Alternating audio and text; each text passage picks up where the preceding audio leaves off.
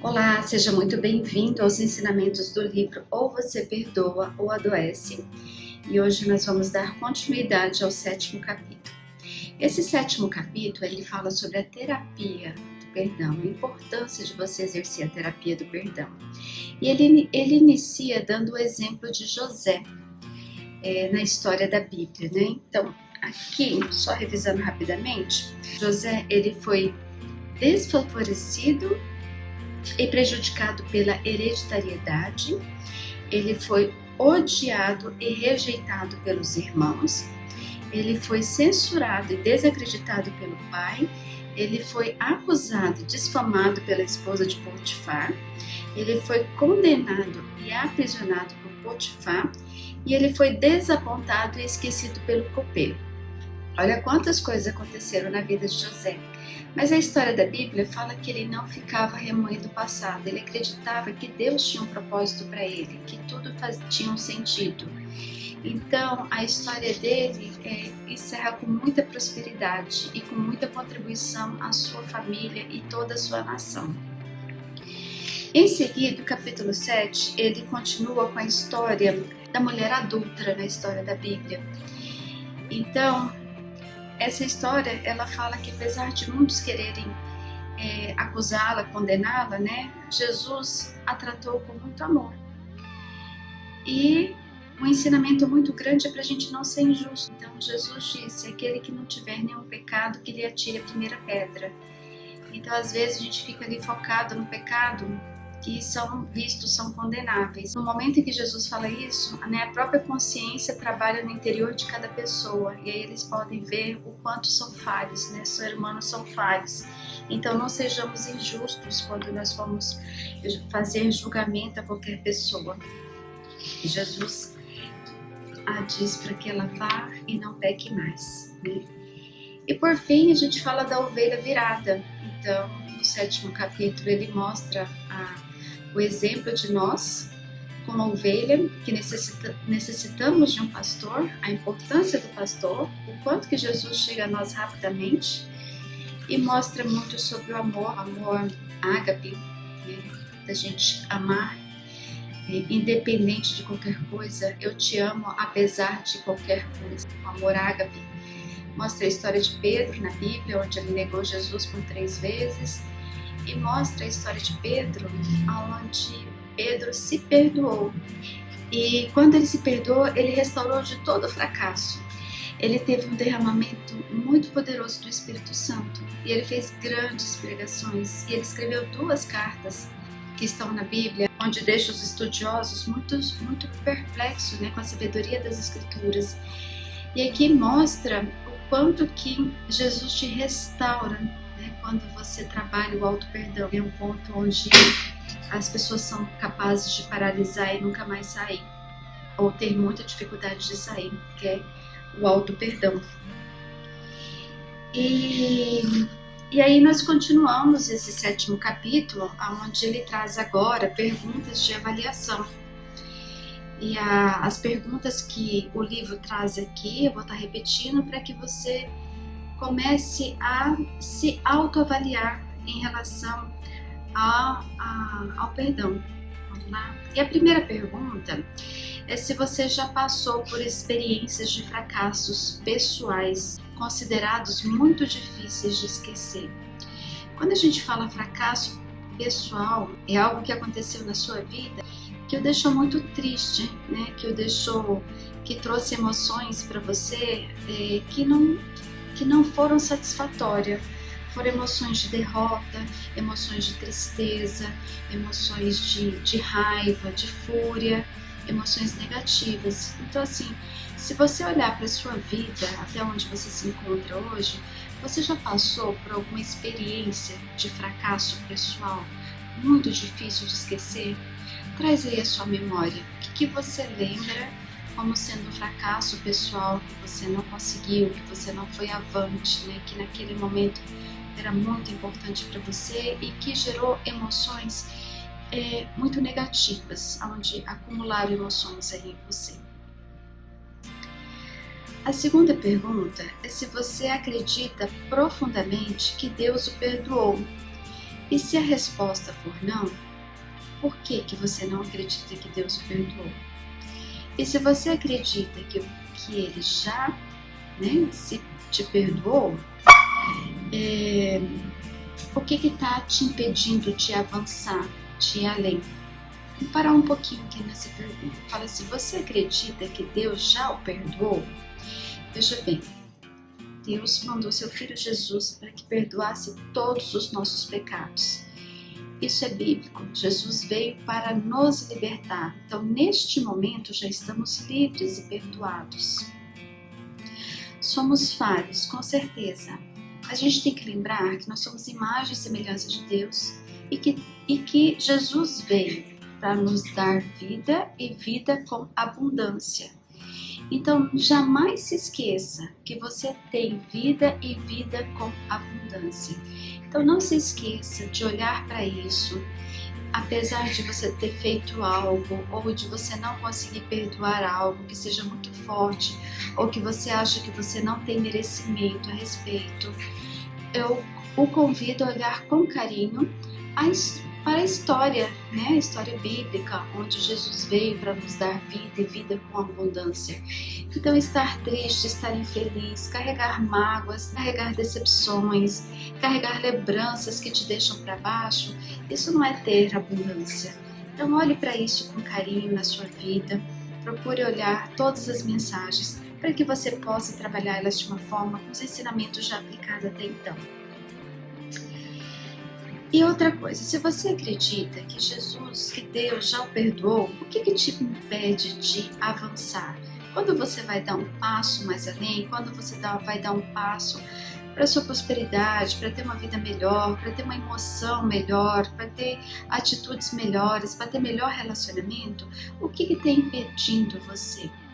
De repente você não consiga me responder isso agora, mas eu gostaria que você refletisse sobre essa palavra. Qualquer momento do dia, da sua vida, ou qualquer situação que você tem dificuldade, faz essa pergunta para você. O que me impede agora de dar o primeiro passo? O que está me impedindo agora de avançar? E é importante que você anote para tratar essas situações e para ver se a situação é sempre a mesma, se você tem algum bloqueio aí. Então, quando a gente coloca o papel de observador para olhar o que a nossa mente pensante está dizendo para a gente, é importante, porque daí você passa a olhar para isso de uma forma diferente e estar mais no controle dos seus pensamentos, que isso faz uma diferença muito grande. A terceira pergunta é se você já procurou voltar à antiga vida por causa dos seus fracassos. Em caso de afirmativo, o que você acha que Jesus está lhe dizendo?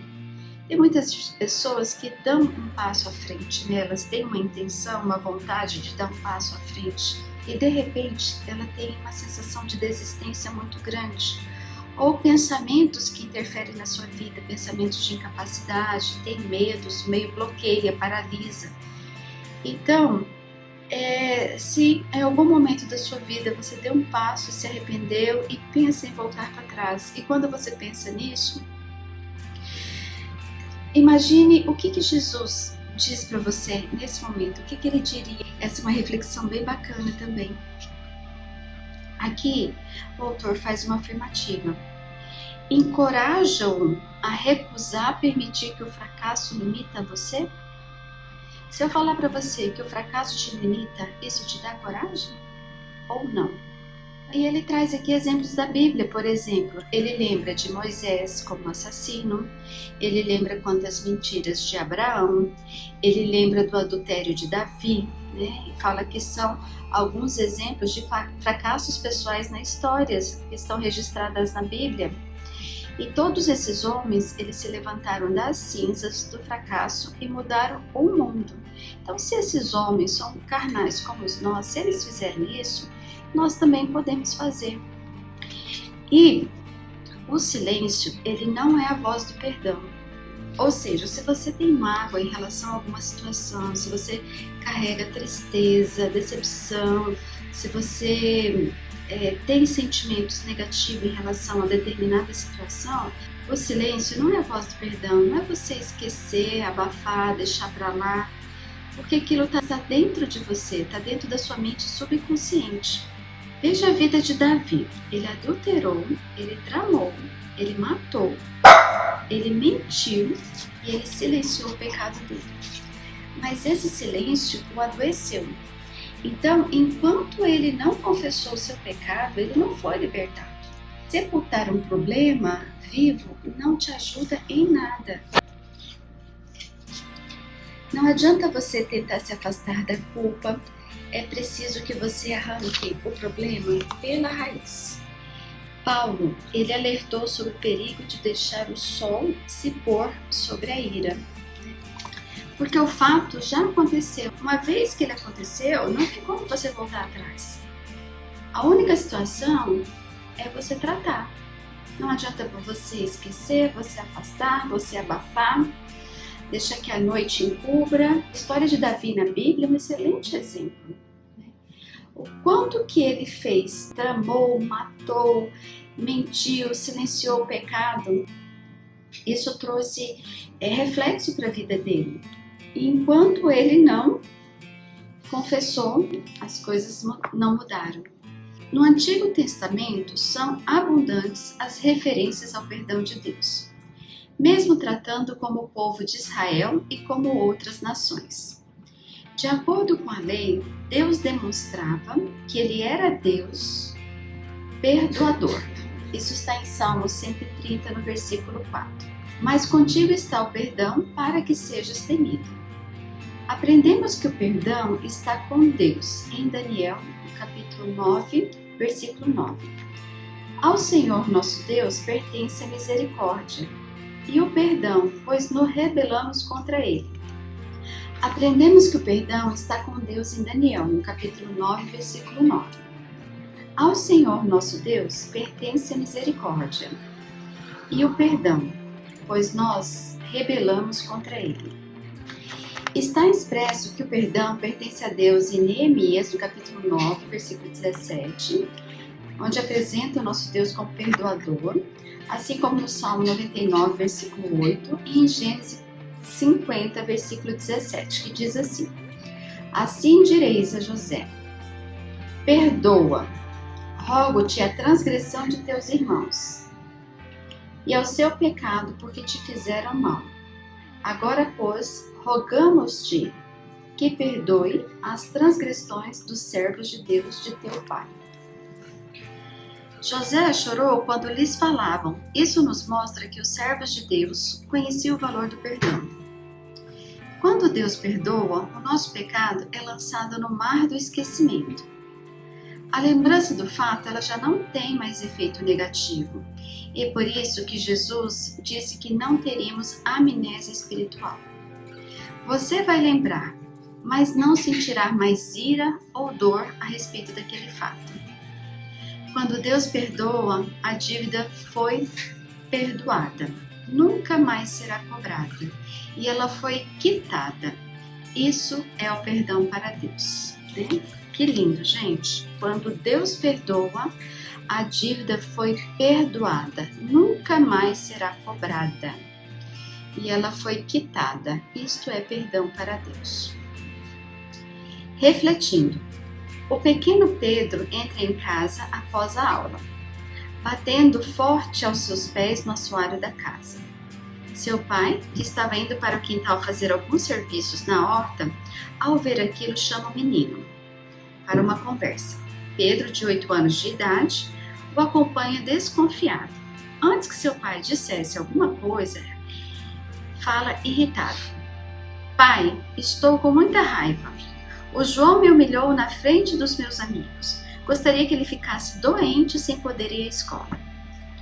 O pai escuta tudo calado, enquanto caminha até o abrigo onde guardava o saco cheio de carvão. Levou o saco até o fundo do quintal e o menino o acompanhou calado. Pedro vê o saco aberto e antes mesmo que ele pudesse fazer uma pergunta, o pai lhe propõe algo. Filho, faz de conta que aquela camisa branquinha que está secando no varal é o seu amiguinho João. E cada pedaço de carvão é um mau pensamento seu, endereçado a ele. Quero que você jogue todo o carvão do saco na camisa, até o último pedaço. Depois eu volto para ver como ficou. O menino achou que seria uma brincadeira divertida e pôs mãos à obra. O varal com a camisa estava longe do menino e poucos pedaços acertavam o alvo.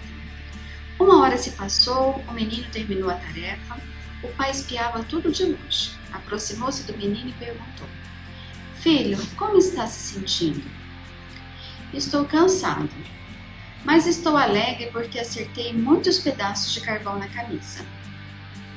O pai olha para o menino, que fica sem entender a razão daquela brincadeira, e carinhosamente fala: Venha comigo até meu quarto, quero lhe mostrar uma coisa.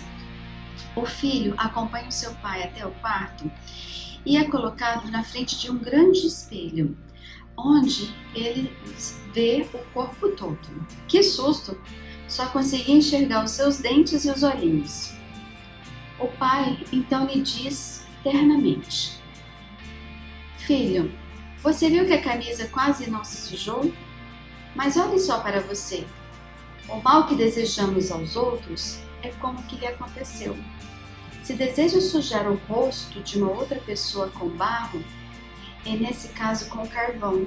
Primeiro tem que sujar as suas mãos. Assim, querido leitor, não queremos que isso nos aconteça. Devemos perdoar quem nos ofende. História linda, né? Bonitinha, simplesinha, mais uma gracinha de história. Decido perdoar essa pessoa, mesmo sem ela merecer. Pense bem e tente fazer outra decisão.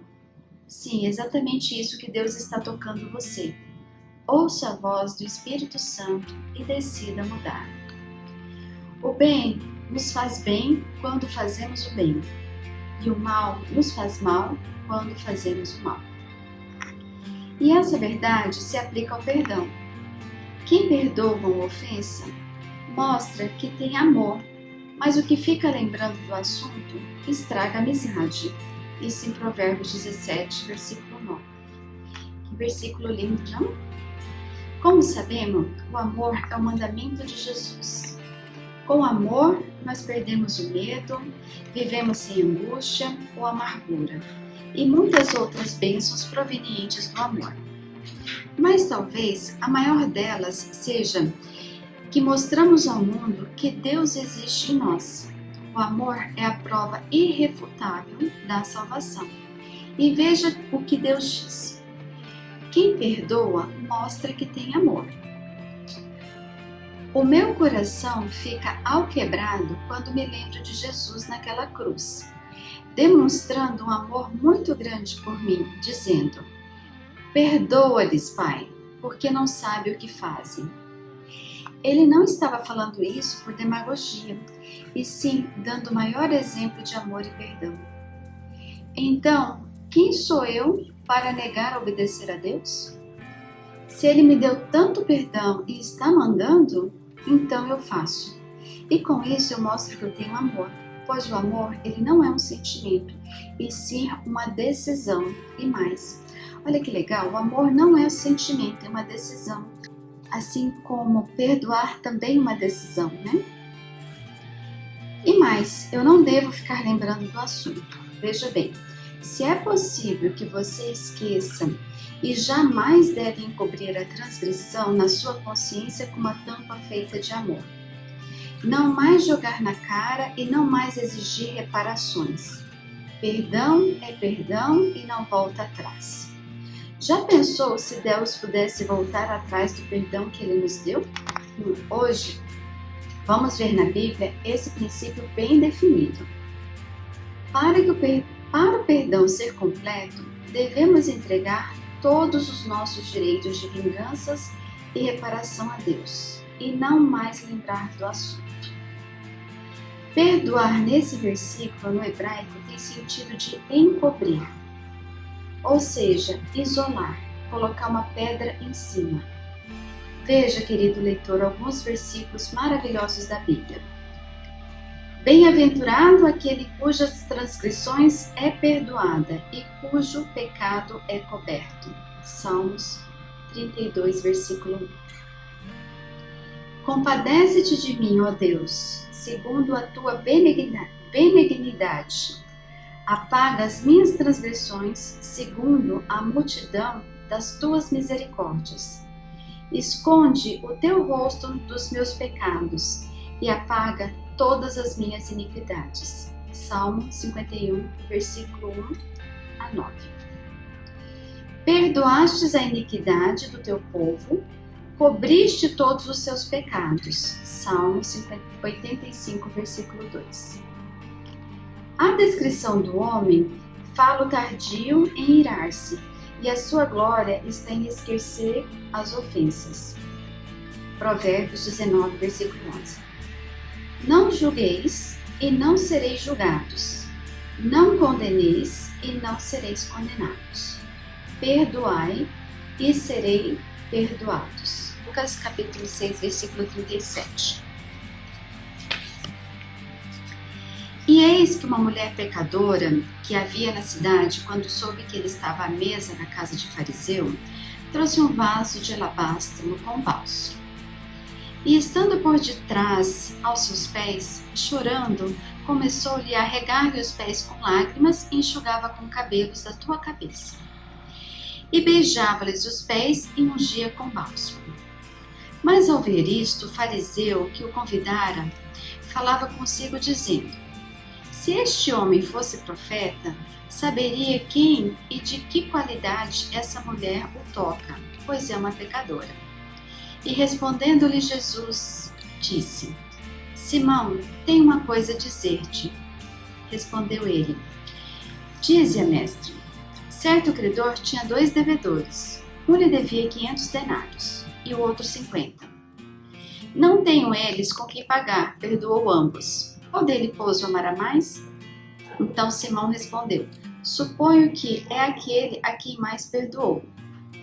Replicou-lhe Jesus: julgaste bem.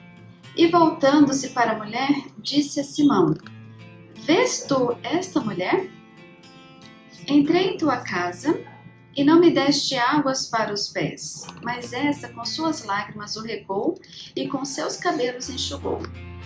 Não me deste ósculos, ela, porém, desde que entrei, não tem cessado a beijar meus pés. Não me ungistes da cabeça com óleo, mas esta com bálsamo ungiu os meus pés. Por isso te digo, perdoados lhe são os pecados, que são muito, porque ela muito amou. Mas aquele que em pouco perdoa, pouco ama. E disse ela: perdoados são os teus pecados. Mas o que estavam com ele à mesa começaram a dizer entre si: quem é este que até perdoa os pecados? Jesus, porém, disse à mulher: a tua fé te salvou, vai em paz.